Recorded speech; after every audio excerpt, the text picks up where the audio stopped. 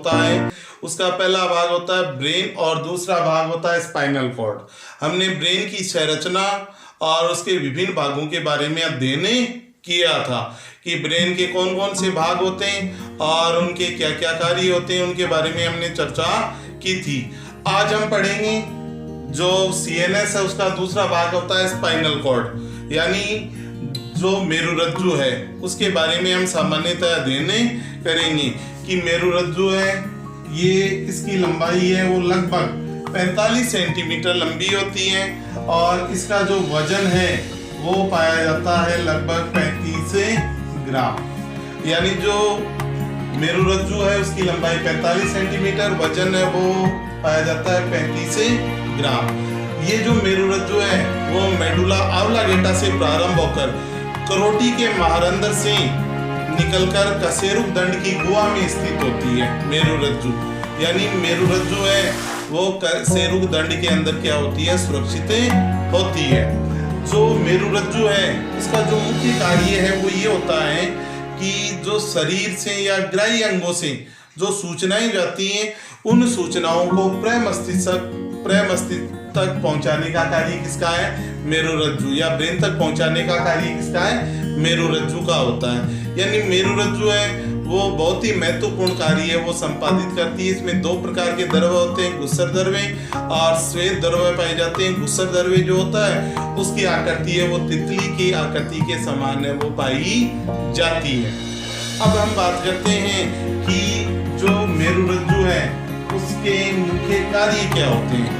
मेरुरज्जु के कार्य, सबसे पहला जो मुख्य कार्य होता है जो अधिकतर बार एग्जाम में पूछा जाता है, प्रतिवर्ती क्रियाओं का संचालन केंद्र। प्रतिवर्ती क्रियाओं का संचालन केंद्र यानी प्रतिवर्ती क्रियाएं। प्रतिवर्ती क्रियाओं का मतलब क्या होता है पहले वो समझेंगे। किसी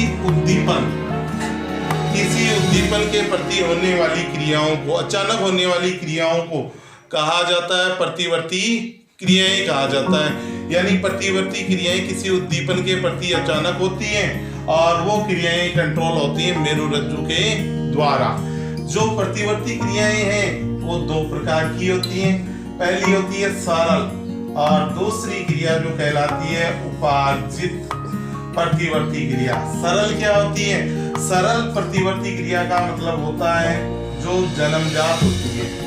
जन्मजात यानी जो व्यक्ति जन्म से ही सीखता है उसे हम बोलते हैं सरल प्रतिवर्ती क्रिया बोलते हैं। इसका एक उदाहरण लेते हैं, आंखों के अंदर तेज रोशनी डालने पर जो पुतली है वो बंद हो जाना, यानी आंखों का बंद हो जाना, वो सरल प्रतिवर्ती क्रिया का एग्जाम्पल है।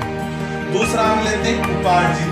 उपार्जित जो प्रतिवर्ती क्रिया होती है उसका क्या एग्जाम्पल है, उपार्जित प्रतिरक्षी जो प्रतिवर्ती है उसका मतलब होता है जो जन्म के बाद में व्यक्ति सीखता है अभ्यास के द्वारा, उसे हम बोलते हैं उपार्जित प्रतिवर्ती क्रिया बोलते हैं। जैसे एक उदाहरण लेते हैं, किसी से बातें करते हुए जो जूते उनके फीते बांध लेना है। दूसरा इसका एग्जाम्पल है वो ये पाया जाता है पक्षियों में जो देशांतरण की क्रिया है वो उपार्जित प्रतिवर्ती क्रिया का एग्जाम्पल होता है। जैसे कक्षा में अध्यापक के आने पर छात्रों का खड़ा हो जाना है वो उपार्जित प्रतिवर्ती क्रिया का एग्जाम्पल है। यानी कहने का मतलब है प्रतिवर्ती क्रियाएं वो मेरुरज्जु के द्वारा नियंत्रित होंगी।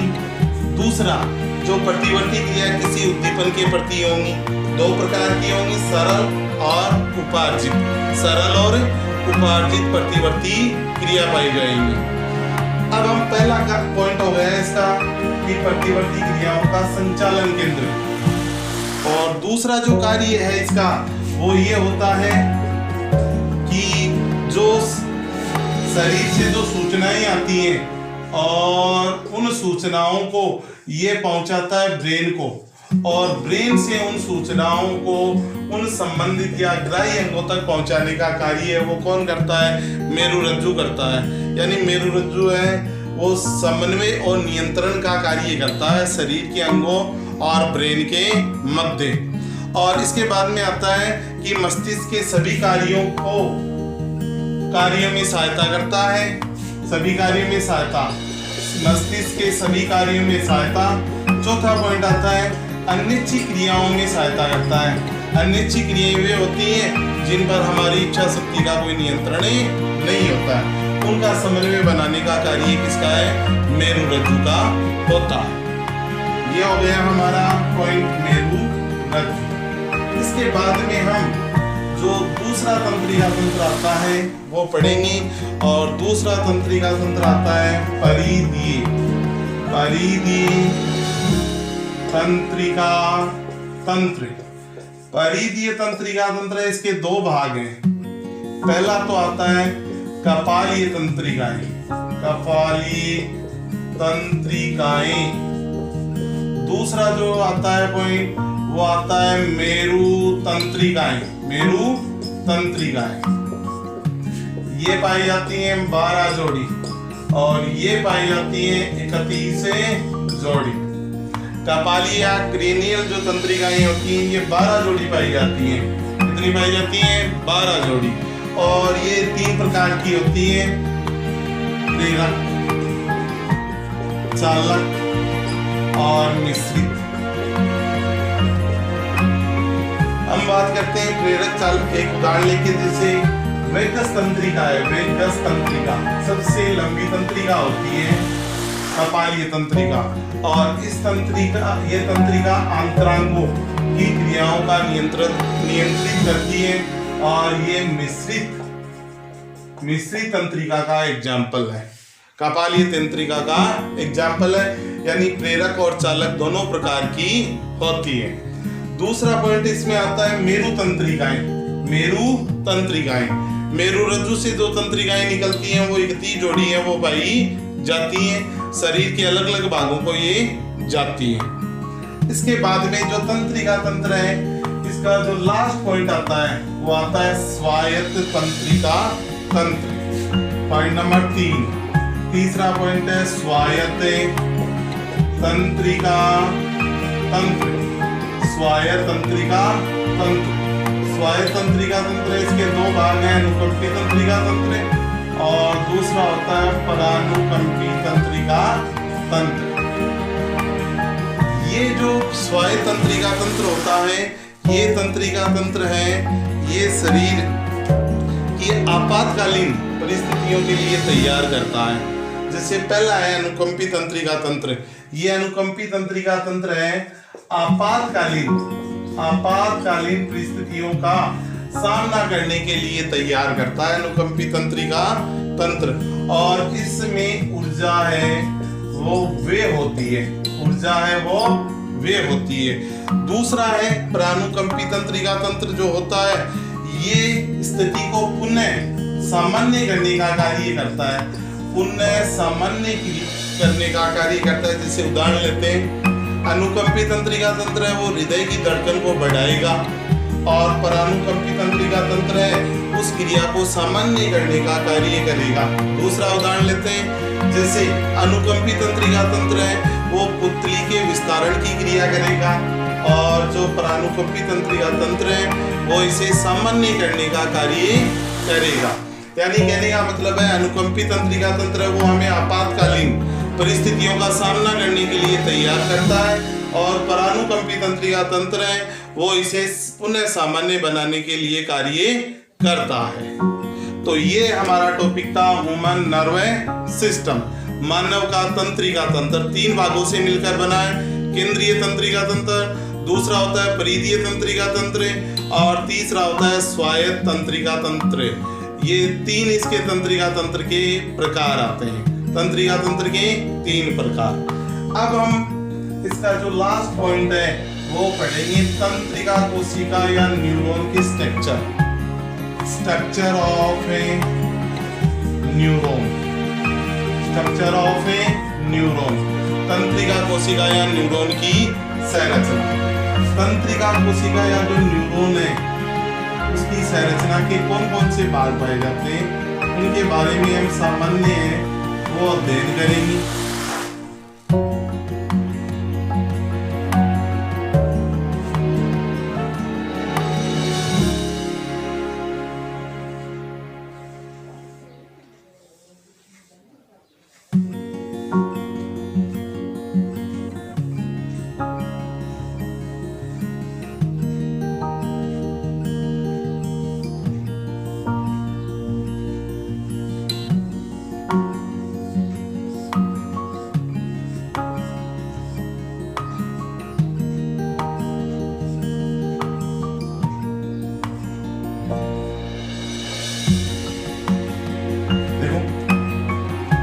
तंत्रिका कोशिका है इसका जो पहला भाग है वो ये तो संरचना है केंद्र की, और ये होते हैं निश्चल कण। तो सबसे पहला जो भाग है वो कहलाता है इसका कोशिकाकार पॉइंट नंबर 1। दूसरा जो भाग है डेंड्रॉइड या जिसे द्रुमाक्षय कहते हैं, और तीसरा जो भाग होता है वो कहलाता है तंत्रिकाक्ष, और इसमें द्रव्य भरा होता है एक्टोप्लाज्म। ये होती है सिनेप्टिकें पुट्टिकाएं। अब देखो जो स्ट्रक्चर ऑफ न्यूरॉन आपको पाठ के शुरुआत में बताया था कि जो तंत्रिका तंत्र उसकी संरचनात्मक और क्रियात्मक इकाई है उसे न्यूरॉन या तंत्रिका कोशिका कहा जाता है। तंत्रिका कोशिका इसके 3 भाग हैं। पहला भाग है कोशिकाकार है वो अंडाकार संरचना है, इसमें एक केंद्रक पाया जाता है और दूसरे हैं वो पाए जाते हैं निश्चल कण। दूसरा जो भाग होता है डेंड्रॉइड या द्रुमाक्षय, ये प्रवर्ध नुमा संरचना पाई जाती है, और तीसरा जो लास्ट भाग आता है तंत्रिकाक्ष है वो लंबी और एक बेलनाकार संरचना होती है, और इसके अंतिम सिरे पर पाई जाती है सिनेप्टिक पुट्टिकाएं। इन सिनेप्टिक पुट्टिकाओं में न्यूरोट्रांसमीटर नामक पदार्थ पाया जाता है। इस न्यूरोट्रांसमीटर में ग्लाइसिन है, डोपामाइन है, लाइसिन है आदि पदार्थ है वो भरे होते हैं, जो क्या करते हैं जब इन सिनेप्टिक पुट्टिकाओं में आवेग आते हैं तो उन आवेगों को तीव्र करने का कार्य करते हैं। यानी जो न्यूरॉन या तंत्रिका कोशिका है उसका कार्य होता है आवेगों को तीव्र गति से आगे पहुंचाने का कार्य करने का कार्य किसका होता है? न्यूरॉन या तंत्रिका कोशिका का पाया जाता है। आज के लिए इतना ही। ये था हमारा ह्यूमन नर्वस सिस्टम, मानव का तंत्रिका तंत्र। इस टॉपिक में किसी भी प्रकार की दिक्कत है तो कमेंट बॉक्स में बताएं, और YouTube चैनल को लाइक कीजिए, शेयर कीजिए और सब्सक्राइब कीजिए।